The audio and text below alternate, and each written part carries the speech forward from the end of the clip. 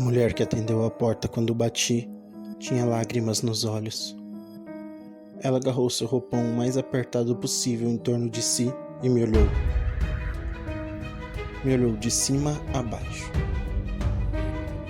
Senhora Burton, eu sou o agente Barnes. Posso entrar, por favor?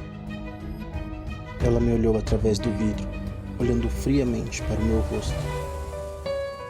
Eles disseram que você viria. Você é do FBI, não é? Algum tipo de unidade especial? Isso mesmo, senhora. Eu disse, tirando meu crachá de identificação e mostrando para ela.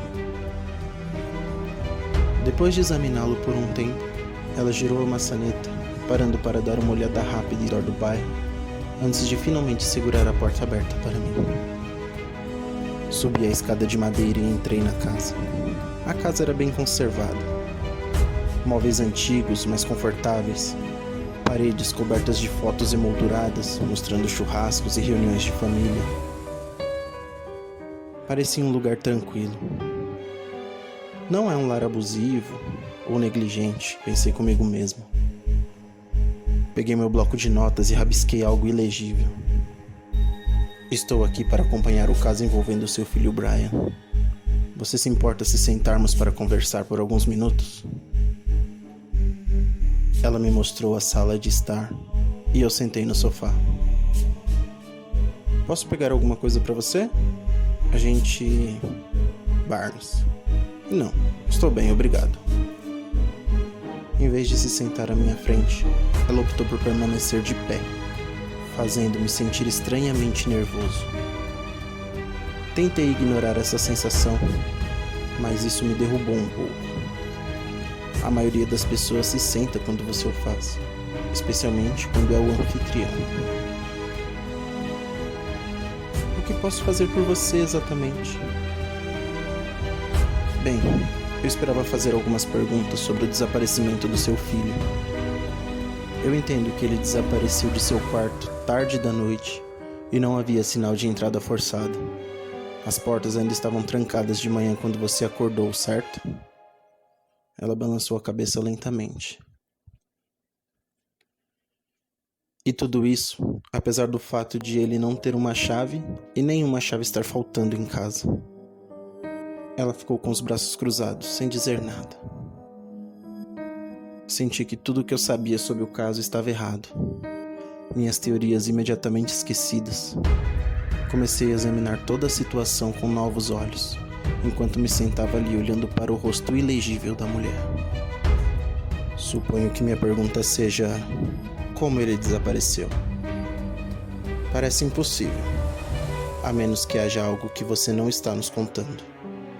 Uma porta deixada aberta, ou uma janela. Um vizinho com uma cópia de sua chave. Você tem que tentar se lembrar de algo. Você está falando exatamente o que o detetive anterior havia falado. Ninguém mais tinha uma chave. Nenhuma das janelas ou portas estava destrancada. Eu tenho certeza disso. E você tem certeza que ele não escapou depois do jantar para brincar com os amigos? Ninguém te culparia se esse fosse o caso. Crianças dessa idade gostam de sair nas florestas para correr e se meter em encrencas. Tem certeza de que ele estava em seu quarto naquela noite quando você foi para a cama? Tenho certeza, eu o coloquei para dormir. Não estava bêbada, nem drogada, nem nada disso, agente Barnes. Também não sou uma mãe negligente. Não esqueci de olhar meu filho na cama naquela noite. Assim como eu não esqueci de trancar a casa. Isso não estava indo a lugar nenhum. Começamos mal, e tive a certeza de que ela podia sentir a minha hesitação e incerteza recém-descobertas. Guardei meu bloco de notas e pensei por alguns segundos em que direção deveria tomar. No fim, tive que improvisar. Você pode me mostrar o quarto dele? Eu gostaria de dar uma olhada. Seu rosto não mudou de expressão ao pedido. Ela apenas estendeu a mão, me convidando para os fundos da casa. Eu a segui, enquanto ela me conduzia por um corredor cheio de tábuas de madeira rangendo. Você tem filhos, agente Barnes? Sim, um filho. Quantos anos ele tem, se você não se importa que eu pergunte? 11. Na verdade, igual ao seu Brian. Bom, agora imagine por um segundo como seria tê-lo tirado de você durante a noite, apesar de você fazer todo o possível para impedir que algo assim acontecesse. Eu nem consigo pensar nisso. Esse é o pior pesadelo de todos os pais, não é? Bom, chegamos. Aqui está o quarto dele. Ela disse abrindo uma porta no final do corredor à esquerda. Está como ele deixou. Eu não mudei nada. O quarto estava pintado de um tom azul claro e havia uma pequena cama em um canto, uma mesa com um computador em cima, um console de jogos e uma pequena televisão. Não havia sinais de violência ou desordem. Nada parecia fora do lugar ou quebrado. Alguns itens de roupas e brinquedos estavam espalhados aqui e ali, mas no geral parecia mais limpo do que o quarto do meu próprio filho. Sumiu alguma coisa? Algum de seus pertences, roupas, escova de dentes, telefone? Não, nada. E Brian não tem telefone. Ele continuou me pedindo por um, mas eu disse que ele não tinha idade suficiente. Ela parou de repente, o seu rosto se contorcendo em uma careta de tristeza. Se eu tivesse deixado ele ter um maldito celular, talvez pudessem rastreá-lo. Eu coloquei uma mão reconfortante em seu ombro. Mesmo se você tivesse, ele não teria enquanto dormia, não é? Você não pode se culpar por isso. Eu disse a ela, de repente me sentindo cada vez mais próximo. E só para você saber, meu filho também não tem celular. Eu disse a ele a mesma coisa. A mulher mordeu o lábio, abraçando-se com mais força. Ela olhou para o teto, tentando secar as lágrimas, como se não pudesse suportar a ideia de chorar nem mais um minuto. Você acha que Brian poderia ter feito uma cópia da sua chave? Talvez sem o seu conhecimento, que talvez ele pudesse ter usado para escapar no meio da noite e trancado depois? Ela balançou a cabeça rapidamente. Ele tem 11 anos. E não, eu já disse aos outros policiais, ele não é assim. Ele é um bom menino. Olhei para ver o armário no canto da sala. Estava agora ligeiramente aberto. Mas eu lembro que definitivamente ele estava fechado quando eu entrei na sala. Olhei dentro e parecia escuro. Por alguma razão fui atraído para aquela escuridão e comecei a atravessar a sala em direção à porta do armário. O que eu estava procurando naquela escuridão? Eu não tinha certeza, mas parecia importante que eu verificasse lá dentro.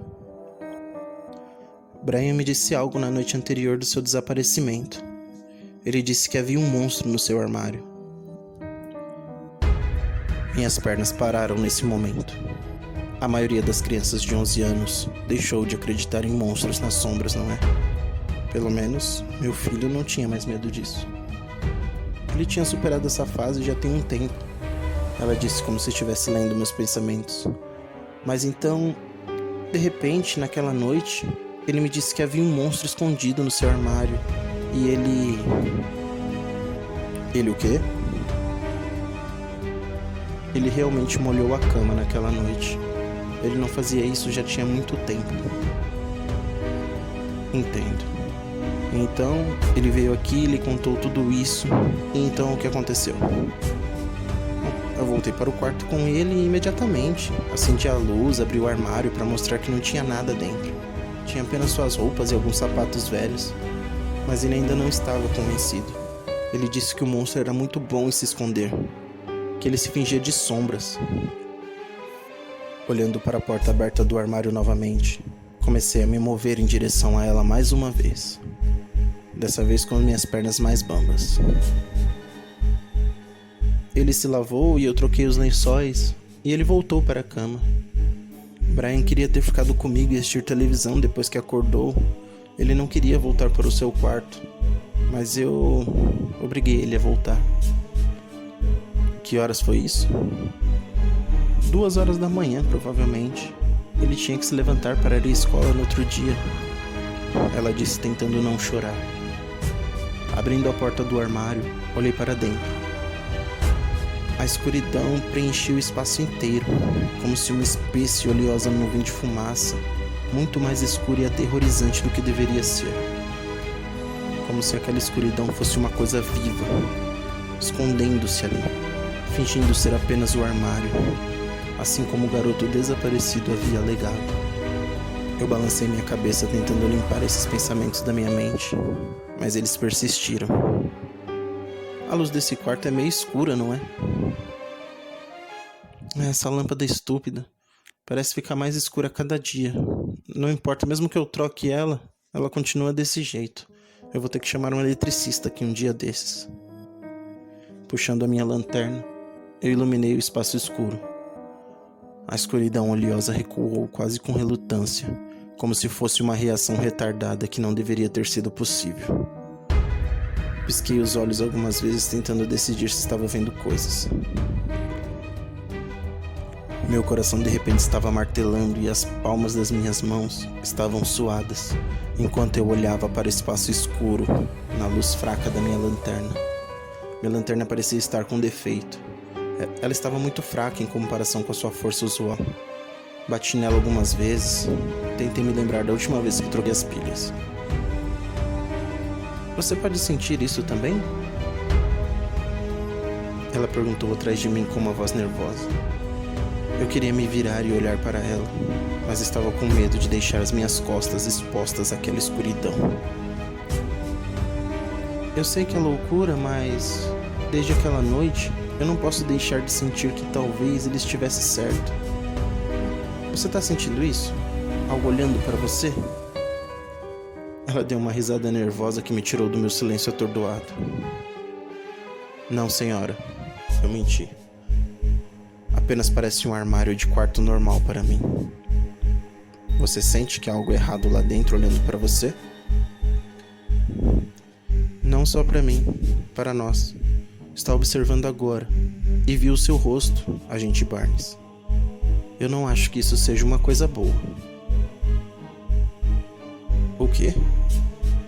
Por que você não quer virar as costas para isso, agente Barnes? Você sente isso, eu sei que você sente. Feche a porta, para que ela não possa mais olhar para nós. Eu não gosto desse sentimento, nem um pouco. Empurrei as portas com as mãos tremendo e senti o clique delas se fechando. De repente pude respirar novamente. Nós dois saímos do quarto com pressa e eu pedi licença momentaneamente para o banheiro. Olhei para o meu reflexo no espelho e não reconheci o meu próprio rosto olhando de volta. Havia bolsas sobre os meus olhos que não estavam lá antes, e minha pele parecia um pouco amarelada. Eu me senti mal do estômago. Antes que eu pudesse fazer qualquer coisa, a náusea tomou conta de mim. Ajoelhando-me, vomitei no vaso sanitário. Líquido negro derramou de mim, pegajoso e tenaz, parecendo alcatrão. Queimou como ácido quando saiu do meu estômago, cobrindo minha língua depois e com um gosto oleoso e terrível. Eu lavei minha boca e dei descarga no vaso sanitário de novo, sem sucesso. Eu saí para fora do banheiro, sentindo-me bêbado e tonto, mas ainda querendo terminar a minha entrevista. Eu precisava pelo menos tentar. Ela estava esperando por mim na cozinha, de pé ao lado da pia. Eu tropecei porque estava tonto e senti o quarto girando ao meu redor. Agarrando minha cabeça com as duas mãos, tentei me forçar a enxergar direito. Só mais algumas perguntas, eu disse, cobrindo minha boca para que ela não visse o líquido negro cobrindo minha língua.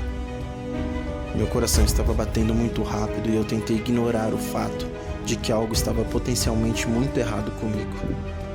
Você não parece bem, agente Barnes. Você parece meio amarelado no rosto. Você tá bem? Eu estou bem. Agora você pode me falar sobre o pai do Brian? Eu entendo que ele faleceu há vários anos. Ele tinha família ou amigos próximos? Ela balançou a cabeça para mim, como se nenhuma dessas perguntas importasse. E ela estava certa. De certa forma, não importava. O interrogatório não levou a lugar nenhum, e eu não conseguia me concentrar em nada que ela disse. Logo eu estava de volta à rua novamente. A memória do final do interrogatório desapareceu completamente da minha mente. Era como se eu estivesse no piloto automático sem perceber. E eu não gostava dessa sensação. Como se outra pessoa estivesse dirigindo o carro e eu estivesse dormindo ao volante. Eu tinha uma forte suspeita de o que quer que tivesse acontecido com Brian não seria um crime que eu poderia solucionar. E se fosse resolvido, essas descobertas não seriam adequadas para um relatório oficial. Se eu contasse aos meus superiores o que acabei de experimentar, eles não acreditariam em uma palavra do que eu dissesse. O caso havia arquivado há meses, então não era esperado que eu resolvesse, apenas tentar dar uma ajuda se pudesse. A maioria dos meus casos acabou ficando sem solução, então eles não pediriam muita explicação se eu não pudesse resolver nada. E eu realmente não sentia que seria capaz de fazer algo.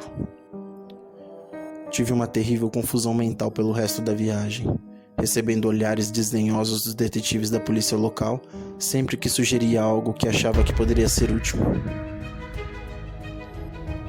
Tudo já havia sido tentado antes, pelo que parecia, e comecei a me sentir como se tivesse cedido as boas-vindas locais.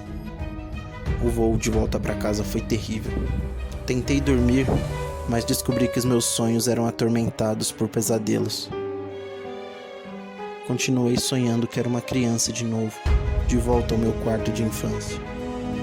Não só isso, mas a porta do meu armário continuava se abrindo à noite, rangendo alto. A madeira balançando para frente e para trás, como se soprada por um vento. No sonho, eu me levantava com as minhas pernas de criança para ir até o armário, mas eu ficava congelado de medo, olhando para a escuridão dentro do armário. Aquela escuridão profunda e penetrante que parecia se espalhar como água inundando em minha direção.